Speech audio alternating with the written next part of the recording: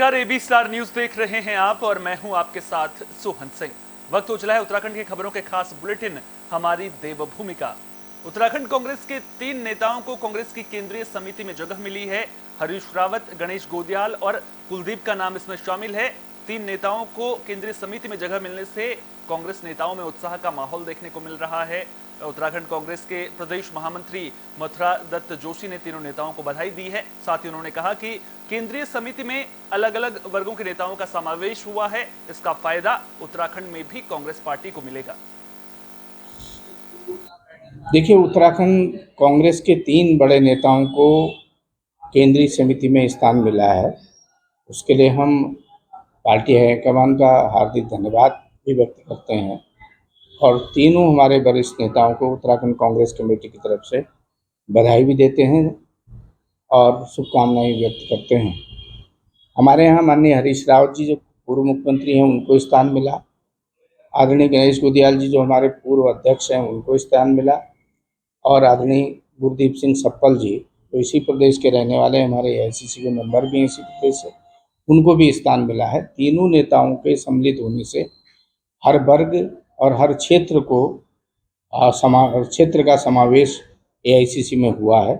उसके लिए हम अखिल भारतीय कांग्रेस कमेटी का पुनः हार्दिक आभार व्यक्त करते हैं। तो उत्तराखंड कांग्रेस के 3 नेता CWC में शामिल हो गए हैं, जिस पर अब बीजेपी का रिएक्शन भी सामने आया है। बीजेपी का कहना है कि इससे उत्तराखंड में कोई भी फर्क नहीं पड़ने वाला है। आपको बता दें कि हरीश रावत, गणेश गोदियाल और कुलदीप CWC में शामिल हुए हैं। इस पर बीजेपी के प्रदेश प्रवक्ता वीरेंद्र सिंह बिष्ट की माने तो इसका उत्तराखंड में कोई फर्क नहीं पड़ेगा। उन्होंने कहा कि कांग्रेस में आपसी गुटबाजी चरम पर है। बागेश्वर उपचुनाव के लिए भी राष्ट्रीय पार्टी होने की वजह से कांग्रेस को प्रत्याशी खड़ा करना पड़ा है, लेकिन इससे चुनाव में भी कोई फर्क नहीं पड़ेगा। कांग्रेस तो जब चुनाव आते हैं तभी सक्रिय दिखाई देती है, क्योंकि उसे चुनाव में अपना फेस सेविंग करना होता है, क्योंकि कांग्रेस कहती है कि सबसे पुरानी राजनीतिक पार्टी है और उसका कैंडिडेट ही खड़ा ना हो, इसलिए उनको अपने कैंडिडेट को खड़ा करने के लिए ये एक्सरसाइज करनी पड़ती है। बाकी धरातल पर कर उनका कोई ऐसा काम नहीं है, उनका संगठन कहीं दिखाई नहीं दे रहा है। प्रदेश की उनकी कार्य समिति है, प्रदेश के पदाधिकारी अभी तक 2 साल हो गए, अभी तक उनका डिक्लेरेशन नहीं हुआ है और चुनाव सर पर है, उपचुनाव भी सामने हो रहा है। तो जहाँ तक उनके 2 लोगों को CWC का सदस्य बनाया गया है, उनके लिए बधाई की पात्र है। वो कांग्रेस को उत्तराखंड राज्य से प्रतिनिधित्व मिला, ये उनके लिए बड़ी बात है। पहले तो ऐसा प्रतिनिधित्व मिलता नहीं था, लेकिन उनको जो प्रतिनिधित्व मिला है उससे उत्तराखंड राज्य में कोई फायदा नहीं होने वाला है, नहीं उत्तराखंड राज्य में जनता का उससे कोई सरोकार है। कांग्रेस तो बागेश्वर उपचुनाव को लेकर सियासी घमासान चरम पर है। इस बीच बागेश्वर उपचुनाव को लेकर बीजेपी के लिए एक अच्छी खबर सामने आ रही है। दरअसल बीजेपी से टिकट न मिलने से नाराज चल रहे जगदीश चंद्र, जिन्होंने बतौर निर्दलीय उम्मीदवार पर्चा भरा था, उन्होंने नामांकन के आखिरी दिन अपना पर्चा वापस ले लिया है और बीजेपी में घर वापसी कर ली है। दरअसल जगदीश चंद्र बीजेपी से टिकट न मिलने पर नाराज थे, जिसकी वजह से उन्होंने बतौर निर्दलीय प्रत्याशी पर्चा भरा था, लेकिन अब उन्होंने नामांकन वापस ले लिया है। बागेश्वर उपचुनाव के लिए बीजेपी प्रतिनिधि सौरभ बहुगुणा की मौजूदगी में जगदीश चंद्र बीजेपी में शामिल हो गए हैं।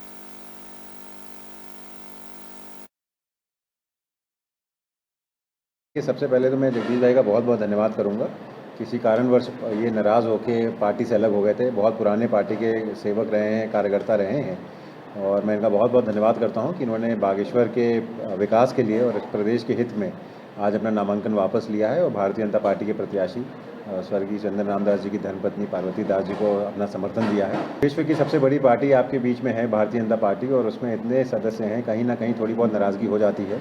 कि सबसे पहले तो मैं जगदीश भाई का मुख्यमंत्री पुष्कर सिंह धामी ने विभागों को वसूली तेज करने के निर्देश दिए हैं, जिसके बाद अल्मोड़ा में राजस्व विभाग ने भी कमर कस ली है। आपको बता दें कि अल्मोड़ा में आयकर विभाग ने 19 करोड़ से ज्यादा की वसूली की है। उसमें जो है वैट बकाया में 134 लोगों को हमने जो है सूचना नोटिस दे रखा है और लगभग 6 करोड़ से ज्यादा की वसूली उसमें की जानी है।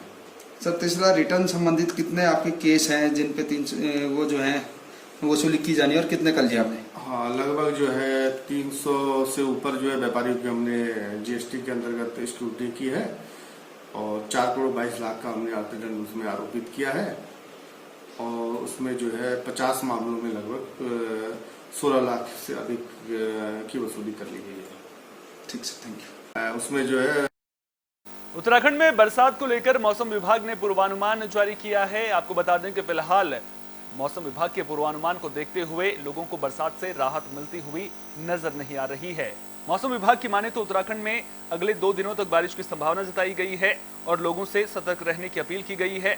मौसम विभाग के निदेशक विक्रम सिंह के मुताबिक 24 अगस्त तक पूरे राज्य में भारी बारिश का अंदेशा है। मौसम की बात करें उत्तराखंड के लिए, आज 21 अगस्त आपका है। पास्ट 24 आवर्स में तो हमारा जो एक्टिविटी ओवरऑल अगर देखें उत्तराखंड के लिए तो वीक थी। हाँ, देहरादून डिस्ट्रिक्ट में थोड़ी अच्छी रेन मिली है, हैवी रेंस भी सहस्त्रधारा वगैरह जो एरिया है उसमें मिली थी। बाकी ठीक है, मॉडरेट तक की ही रेंज है।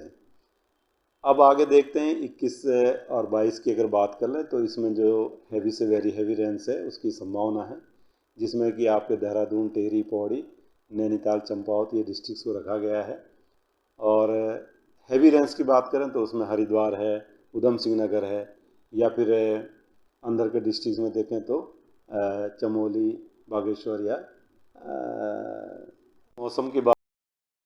तो उत्तराखंड में बरसात बेहिसाब हो रही है, नदी नाले उफान पर हैं और जिंदगी सहमी हुई नजर आ रही है। लोग घरों में कैद होने को मजबूर हैं। कोटद्वार में भी हालात कुछ ऐसे ही नजर आ रहे हैं, लेकिन लोग जान जोखिम में डालकर नदी नालों को पार कर रहे हैं, जिसका एक वीडियो भी सामने आया है। दरअसल कोटद्वार का सिंगड्डी नाला भी बारिश के बाद उफान पर है। एक कार चालक ने जबरदस्ती इस नाले को पार करने की कोशिश की, लेकिन पानी के तेज बहाव के आगे उसकी एक ना चली। गनीमत ये रही कि कार चालक समय रहते कार से कूद गया, वहीं कार बरसाती नाले में बह गई। ये तस्वीरें आप देख सकते हैं किस तरह से एक कार चालक इस उफनते नाले को पार करने की कोशिश करता हुआ नजर आता है, लेकिन प्रकृति के आगे, इस नाले के आगे उसकी एक नहीं चलती है और कार इस तेज बहाव के साथ बह जाती है। गनीमत ये रहती है कि कार चालक समय रहते कार से कूद जाता है।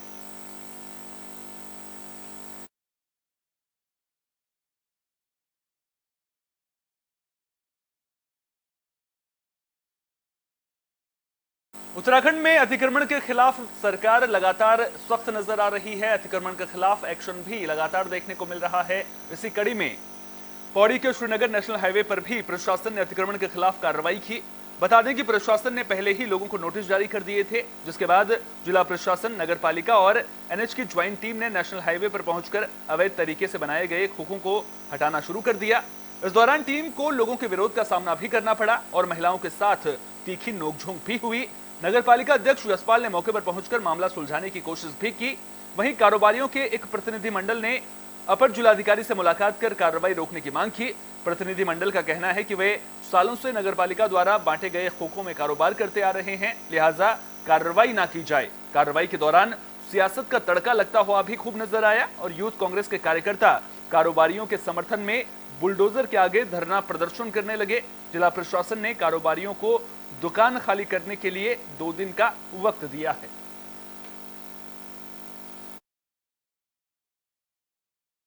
अभी थोड़ी देर पहले मेरी डीएम साहब से मुलाकात हुई है इसी संदर्भ में और उन्होंने हमें 2 दिन का समय दिया है। उनका भी ये बोलना है कि ये हमारा नहीं है, ये हाईकोर्ट माननीय हाईकोर्ट का आदेश है और उस पर कार्रवाई होनी है। तो उसी परिप्रेक्ष्य में उन्होंने हमें 2 दिन का समय दिया और साथ में ये भी आश्वासन दिया है कि जो वाइन शॉप के सामने दुकानें हैं, कुछ व्यापारी भाई हमारे वहाँ पे शिफ्ट किए जाएंगे और वहाँ पे एक वेंडर जोन टाइप का बनाया जाएगा और जो बाकी हमारे छूट जाएंगे व्यापारी उनको वहाँ पे शिफ्ट किया जाएगा। देखिए, इसमें मैं आपके माध्यम से सबको अवगत कराना चाहूँगा कि माननीय उच्च न्यायालय नैनीताल का एक आदेश आया है जिसमें सारे एनएच, स्टेट रोड और डिस्ट्रिक्ट रोड के किनारे जो भी अतिक्रमण है पक्का कच्चा किसी भी प्रकार का, उसको हटाने के संबंध में निर्देश पारित करे गए हैं, जिस पर समय समय पर डीएम साहब ने मीटिंग्स ली हैं। और आज इन यहाँ पे जो दुकानें हैं, जो 34 दुकानें हैं, उनको नोटिस पूर्व में ही 2 बार दिए जा चुके हैं। और आज इन दुकानों को यहाँ से समय दिया गया था हटने के लिए, लेकिन बहुत कम लोगों के द्वारा ही सामान अपना खुद यहाँ से हटाया गया। तो आज यहाँ पे स्थानीय प्रशासन और पुलिस प्रशासन के सहयोग से अतिक्रमण के संबंध में माननीय न्यायालय का आदेश है कि जहाँ जहाँ NH है, स्टेट हाईवे हैं, अगर रोड है उन पर जो अतिक्रमण है वो हटाया जाए, उसी के प्रति कार्रवाई की जाए। हाँ, अभी जो है यहाँ फिलहाल चिन्हित जो की है वो 34 की हैं। इस साल से वो यहाँ पे अपनी रोजी रोटी का दुकान खोल के बैठे हैं, लेकिन यशपाल बेनाम जी 20-25 साल से उनसे किराया वसूलते रहे NH की जमीन से, और आज हमें प्रशासन समझा रहे हैं कि NH की जमीन है। NH की जमीन बस अड्डे से आती है, और इतने बेवकूफ नहीं है। NH का जो रूल लागू होता है वो सब पे लागू होता है। ऊपर से बस अड्डा तोड़ के आओ तब जाके यहाँ हाथ लगाना, ठीक है ना। ऐसा नहीं कि सबसे पहले मरने के लिए गरीब, जब तक तुम्हारा वोट बैंक रहेगा तब तक ये तुम्हारे रहेंगे, और जब तुम से छिटकेंगे तो तुम इनको साइड कर दोगे। पहले इनकी व्यवस्था करो, हम ये नहीं कह रहे इसको मत तोड़ो, इनकी व्यवस्था करके दो तब तोड़ो। ये कहाँ जाएंगे? इनके बच्चे कल को भूखे मरेंगे तो इनकी कौन देखेगा उन्हें? 30 दुकानदार है, कहाँ जाएंगे? हम टैक्स देते हैं, सब कुछ देते हैं। ऐसा नहीं कि हम बिजली का बिल देते हैं, नगर पालिका का टैक्स जाता है, हमारे पैर रसीदें हैं, सब कुछ है ना। जब यहाँ पे पिछली बार भी बुलडोजर आया था, नगर पालिका ने खुद बोला था इनको मैं यहाँ पे स्टेशन, आज बोल रहा मैं इनको दुकान नहीं दूंगा। आज यहाँ पे बिल्कुल ना साबित हो रहा है। खुद यहाँ पे जो अलाउंस करा है कि दुकानों को तोड़ दो, कहाँ जाएंगे हम? या तो हमको आश्वासन नहीं देता, हम आश्वासन नहीं देता हमको। अभी थोड़ी देर पहले द्वाराहाट कॉलेज से छात्रों के प्रदर्शन की खबर सामने आ रही है। छात्रों ने प्राचार्य का घेराव किया और पुतला फूंकते हुए जमकर नारेबाजी की है। आपको बता दें कि छात्रों का कहना है कि स्कूल की जो पद्धति है वो पूरे 1 साल पीछे चल रही है, वार्षिक पद्धति पूरे 1 साल पीछे चल रही है, लिहाजा छात्रों को प्रमोट किया जाए। इसके अलावा छात्रों ने परीक्षा फॉर्म भरने के लिए ई-पोर्टल को दुरुस्त करने की मांग भी की है। छात्रों का कहना है कि पोर्टल में खामियों की वजह से वे फॉर्म नहीं भर पा रहे हैं।